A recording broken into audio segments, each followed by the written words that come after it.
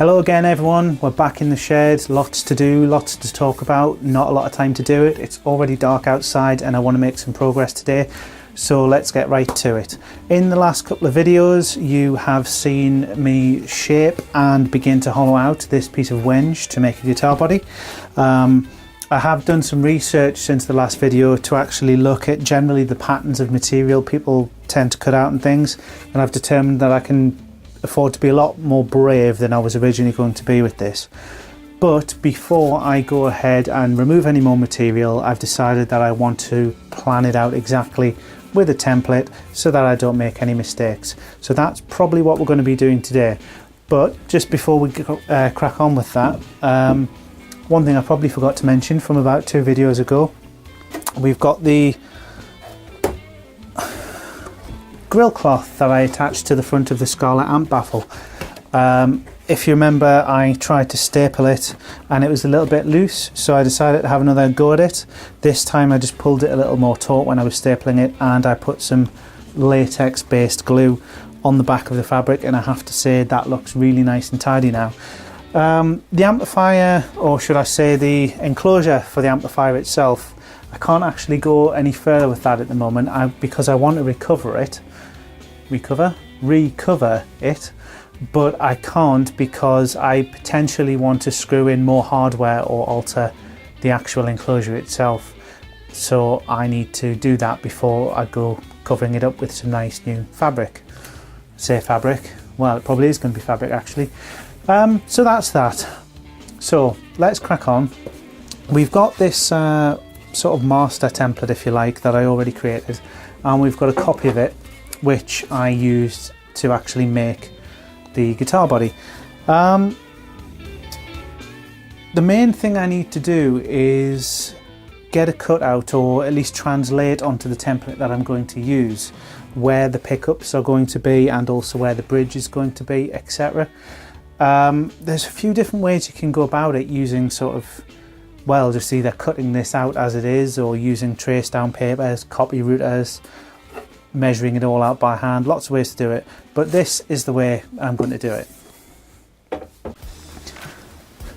So we've got our master template with the plan actually glued down to it, as you know, and the first thing I want to do is get the center line from that master template transferred onto this copy.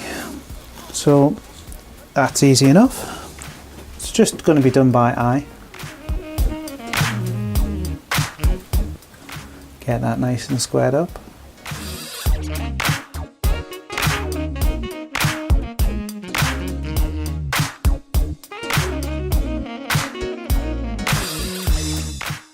One thing I should really add to the shopping list is a mechanical pencil, just because it can be much more accurate than a normal pencil. You always get a kind of offset.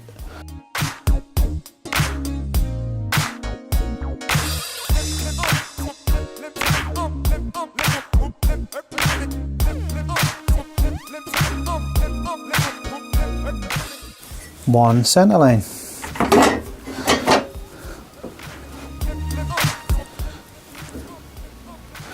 Next thing to do, measure the distance between the bridge and the bass. 150, 1, 2, 3 and a half.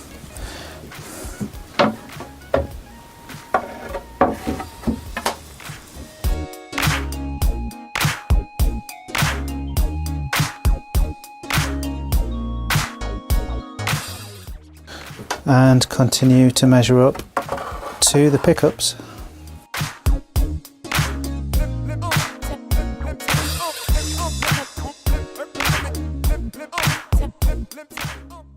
$174.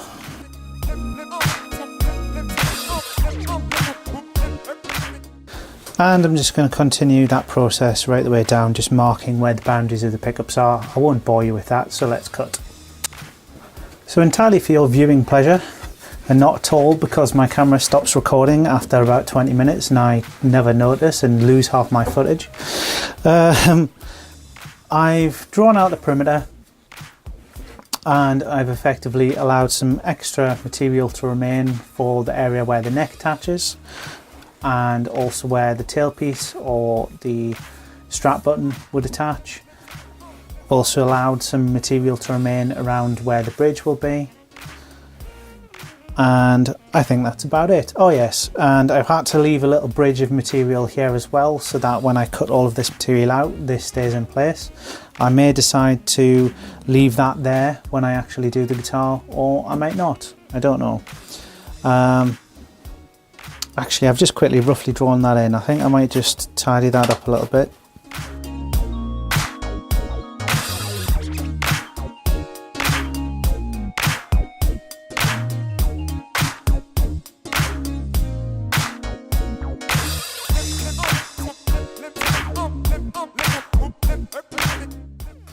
There we go. So kind of the inverse to what people might normally do. They would normally actually mark out the areas they want to remove with shading in, but other way around, all the non-shaded stuff is now going to get removed. I'll probably use the router table to do that, but I'll just actually quickly drill a couple of guide holes to get us started on the pillar drill.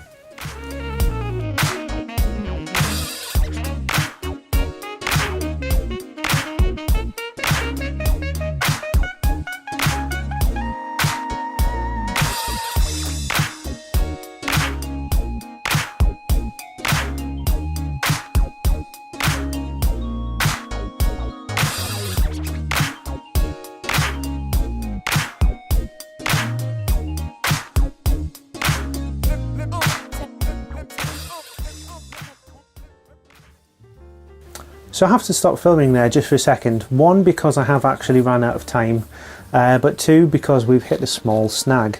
I have successfully drilled a hole in the template just to get it started so that I can plonk that on the router table and get rid of most of the material. But I do need to tell you that I did make a bit of a mistake. Normally, I probably wouldn't show you if I was doing something a little bit dangerous or did something a bit wrong, because it's kind of embarrassing, but why not, eh? So I was drilling through this on the drill press and it was going fine, but I noticed that the drill bit wasn't going through the material very well. I was having to put quite a lot of pressure on it to get it to actually cut through the MDF, which really shouldn't be the case. I mean, the Forstner bits probably aren't designed for use with MDF, but they should still be perfectly capable of cutting through it. But I put a little bit of pressure on it and it cut through no problem. Fine. What I realised after I drilled the hole was that the reason that I was actually having difficulty was because I'd left the depth stop turned on the drill from last time that I used it. The problem is the depth stop itself is actually made of pretty flimsy plastic. It's integrated into the guard, so this is the guard that sits around the collar of the drill, which goes through there like that, and you basically just adjust these two nuts to stop it going through a collar at a certain depth. And I just didn't notice that it was on, and the plastic was quite happy to just continue bending as I pushed further and further down, so it basically ended up distorting and in one place snapping the guard. So that is now broken, which is fantastic. You live and learn, I guess. But I'm going to have to order a new one of those for the drill before I can do anything else that involves using a depth stop. The only way that's really going to slow me down is with this body. As you know, I was trying to drill out most of the material down to nearly full depth, just so that there was very little to take off with the router. I can either drill that out freehand, being careful, or I could wait, or I could just take it all out with the router and do it in lots of passes. I haven't quite decided yet. We'll see what happens. But we're going to call it a day there anyway. Until next time, goodbye. So that's it for today. If you liked what you see, then of course like and subscribe. If you didn't, please do leave some comments below and tell me exactly what you didn't like. Again, if you have any questions, leave them in the comments below and I will get back to you as soon as I can. Until next time, goodbye.